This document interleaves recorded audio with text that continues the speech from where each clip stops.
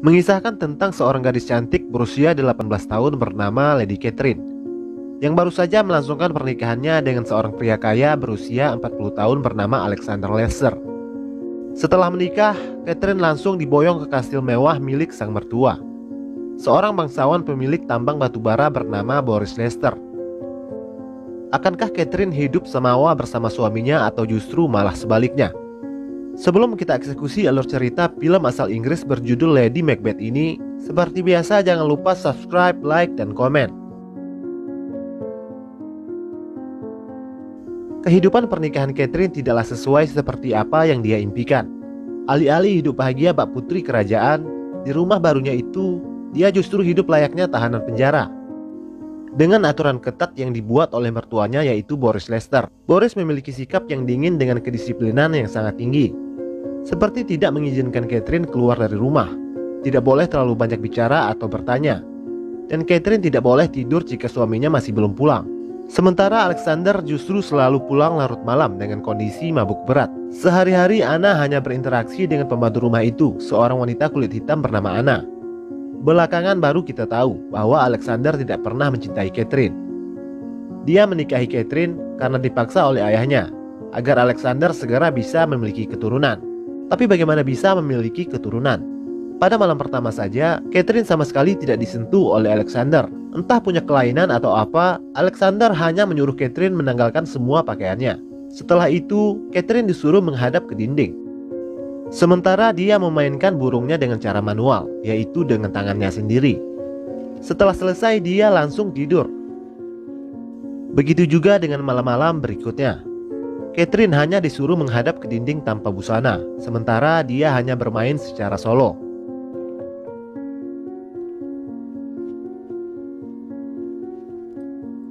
Face the wall.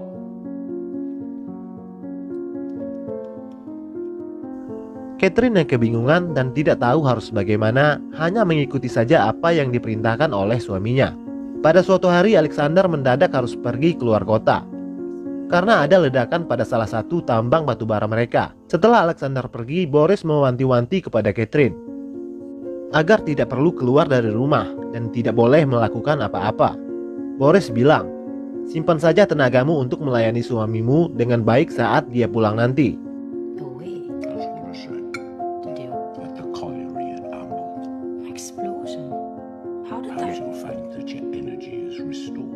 Setelah suami dan mertuanya pergi, Catherine yang merasa kebosanan karena tidak ada teman yang bisa diajak bicara dan tidak punya kegiatan apapun selain hanya pergi ke gereja pada setiap hari Minggu.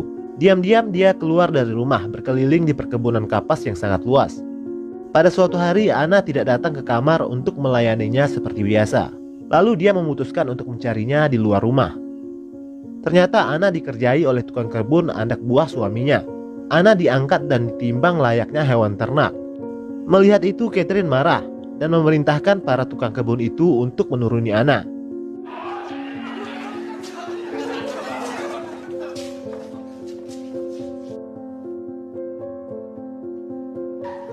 Setelah Anna pergi, Catherine bertanya kepada salah satu tukang kebun itu, berapa kira-kira berat badannya. Si tukang kebun itu lalu mengangkatnya secara paksa untuk ditimbang. Catherine sangat terkejut dengan ketidaksopanan pria itu. Dia merasa tidak dihormati sebagai istri dari bosnya. Catherine terlihat kesal dan menyuruh para tukang kebun itu untuk kembali bekerja.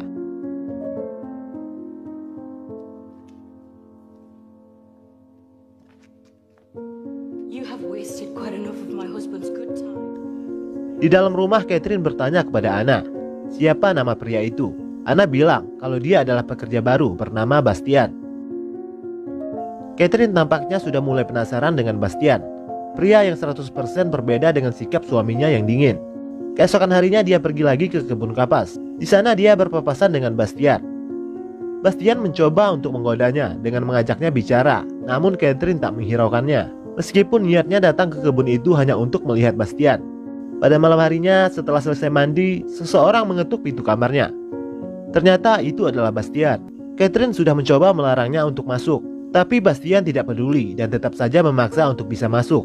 Bastian bilang, apakah kamu tidak merasa kesepian? Lalu secara tiba-tiba Bastian mencium Catherine. Catherine awalnya menolak, mungkin karena sudah lama merasa kesepian. Akhirnya dia pun luluh dengan rayuan Bastian. Malam itu mereka berdua pun bercocok tanam untuk pertama kalinya.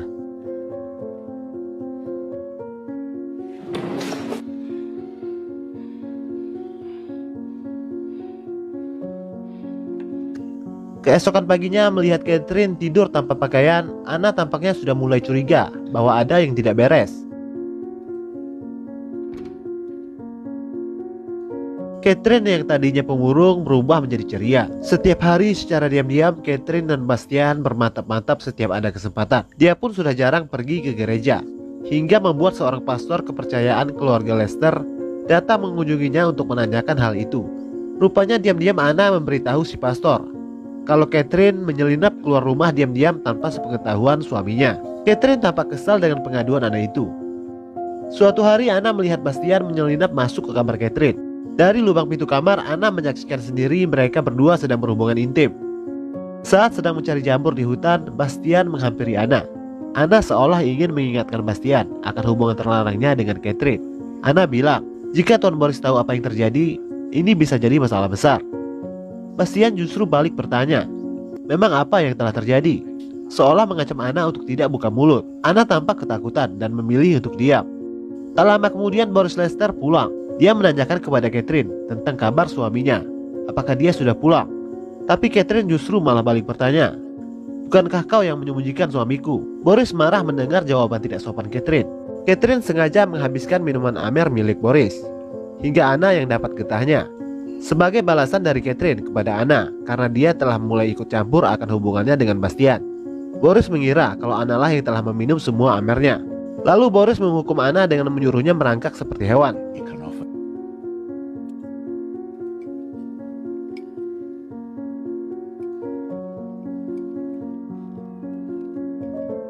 Singkat cerita, Anna memberitahu Boris akan hubungan terlarang Catherine dengan Bastian. Boris yang marah besar mencambuk Bastian berkali-kali dan mengurungnya di kandang kuda. Mendengar Bastian yang dikurung, Catherine mencoba untuk membebaskannya. Namun kunci kandang itu dipegang oleh Boris. Tanpa rasa takut, Catherine memaksa Boris untuk segera melepaskan Bastian. Namun Boris malah marah besar dan memaki Anna dengan kata-kata kesat. Do you have any idea of the damage that you... He has made that impossible. Catherine sekali lagi menyuruh Boris untuk segera melepaskan Bastian. Namun sekali lagi Boris marah besar dengan melemparkan piring ke arahnya. Lalu dia masuk ke ruang lain dengan membawa piring makanannya. Dari luar, Catherine mengancal pintu ruangan itu dengan kursi agar Boris tidak bisa keluar. Kemudian Catherine menyuruh Anna untuk duduk dan makan bersamanya. Secara terpaksa Anna menurutinya. Dari dalam ruangan terdengar Boris sedang meraung minta tolong karena kesakitan. Rupanya minuman Boris telah diracuni oleh Catherine dengan bahan jamur yang dicari oleh Anna. Anna mencoba membuka pintu itu untuk menolongnya, tapi Catherine melarang. Setelah Boris tewas, Catherine lalu menyuruh Anna untuk memanggil dokter. Sementara itu dia mengambil kunci dari Boris untuk melepaskan Bastian. Setelah jasad Boris diperiksa, dokter bilang kalau Boris tewas karena penyakit lambung yang dideritanya. Anna yang menyaksikan kejadian itu tiba-tiba menjadi bisu karena syok. Mulai hari itu dia tidak bisa lagi berbicara sepatah kata pun. Catherine mendapat surat dari Alexander bahwa dia tidak bisa pulang ke pemakaman ayahnya. Dia meminta Catherine yang mengurus semuanya. Mulai hari itu Catherine membawa Bastian masuk ke rumah. Status Bastian berubah dari seorang tukang kebun menjadi tuan rumah. Singkat cerita, pada malam harinya saat sedang tidur, Catherine menyadari kalau suaminya sudah pulang. Dia pun buru-buru membangunkan Bastian dan menyuruhnya bersembunyi. Bastian ketakutan bukan kepalang, sementara Catherine malah mentertawainya. Tidak ada kekhawatiran sama sekali di wajahnya dengan kepulangan suaminya itu. Saat di kamar, Alexander heran melihat tempat tidur dengan 2 bantal. Dia juga menemukan sebuah sabuk ikat pinggang pria. Catherine berdalih dan bilang, sabuk itu aku temukan di ladang, sementara bantal ini aku sediakan jika saja kamu pulang secara mendadak. Lalu Catherine menyiapkan teh untuknya. Saat sedang minum, Alexander bilang kepada Catherine kalau dia sudah tahu tentang hubungan terlarangnya dengan pria lain. Alexander menghina Catherine dengan kata-kata cacian yang membuatnya sangat marah. You seem surprised, and you've acted so very shamelessly and so very stupid. Lalu dia membawa masuk Bastian dan mencoba untuk bermantap-mantap di depan Alexander. Alexander yang melihat itu menjadi naik pitam dan langsung menyerang Catherine dan Bastian.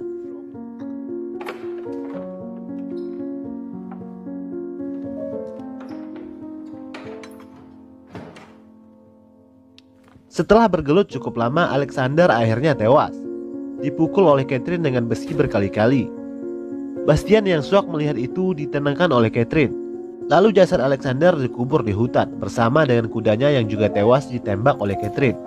Esok harinya mereka berperilaku seolah-olah tidak terjadi apa-apa. Singkat cerita, datanglah seorang perempuan berkulit hitam bernama Agnes, membawa seorang anak kecil bernama Teddy yang merupakan cucunya.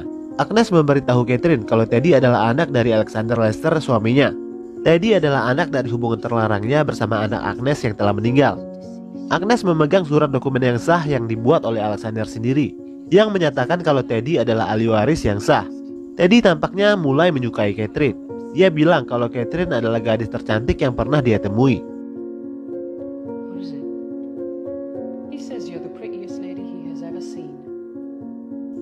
Secara terpaksa Catherine menerima Agnes untuk tinggal bersamanya untuk menjaga Teddy sampai dia berusia 18 tahun. No, you'll be used to smaller spaces from your days in your tiny house.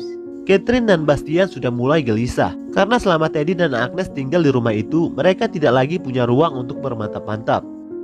Sementara itu, Catherine menyadari kalau dia tengah mengandung anak dari Bastian. Teddy sudah mulai dekat dengan Catherine. Catherine bahkan sering mengajaknya jalan-jalan di ladang. Pada suatu malam, Catherine datang menemui Bastian. Namun Bastian menyuruhnya untuk pergi. Kita tidak akan pernah bisa bersama lagi selama Teddy masih ada di rumah. Keesokan harinya, Teddy mengajak Catherine untuk bermain. Namun Catherine yang tengah tidak enak badan terpaksa menolaknya. Karena Teddy yang terus memaksa, Catherine jadi emosi dan secara tidak sengaja mendorongnya. Akibat dari itu, Teddy menangis kecewa. Lalu dia pun kabur dari rumah. Semua orang mencarinya kemana-mana, termasuk Bastian. Lalu scene memperlihatkan di mana Bastian menemukan Teddy yang sedang duduk di bebatuan air terjun.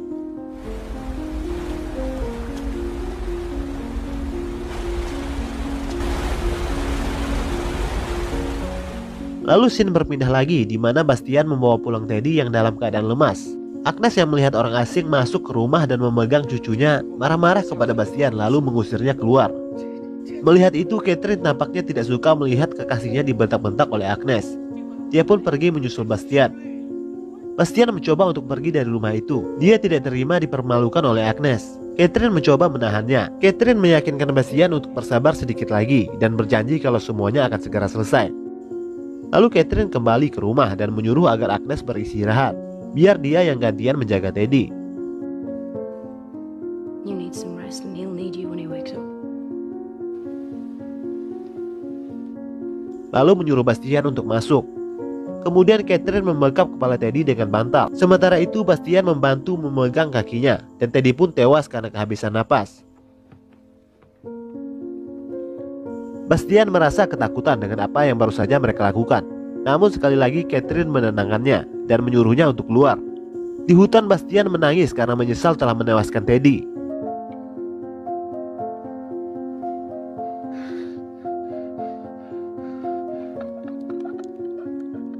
Di tempat lain, Catherine berdalih saat menjaga Teddy dia sempat tertidur 10 menit. Setelah bangun, dia menemukan Teddy sudah tidak bernapas lagi. Dokter bilang kalau ada bekas memar di muka Teddy. Kemungkinan seseorang telah dengan sengaja membekapnya.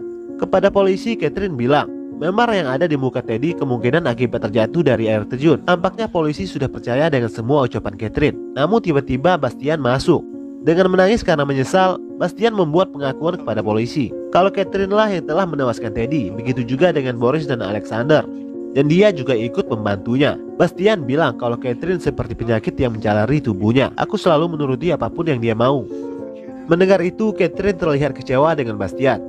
Dia membantah keras semua tuduhan Bastian dan balik menudingnya bahwa Bastian lah yang telah menewaskan Teddy atas motif dendam karena tersinggung lantaran diusir oleh Agnes. Begitu juga dengan Boris yang diracun dari jamur yang dicari sendiri oleh Anna di hutan. Catherine bilang Anna dan Bastian sengaja menewaskan Boris dan Alexander karena takut hubungan terlarang mereka berdua terbongkar. Anna yang bisu tidak bisa memberikan kesaksian apa-apa. Sehingga polisi lebih mempercayai keterangan dari Catherine yang merupakan seorang bangsawan yang tidak mungkin melakukan perbuatan tidak terpuji. Di akhir cerita, Bastian dan Anna dihukum mati. Sementara Catherine tetap tinggal di rumah itu sendirian dalam keadaan kesepian sepanjang hidupnya. Lalu film pun berakhir.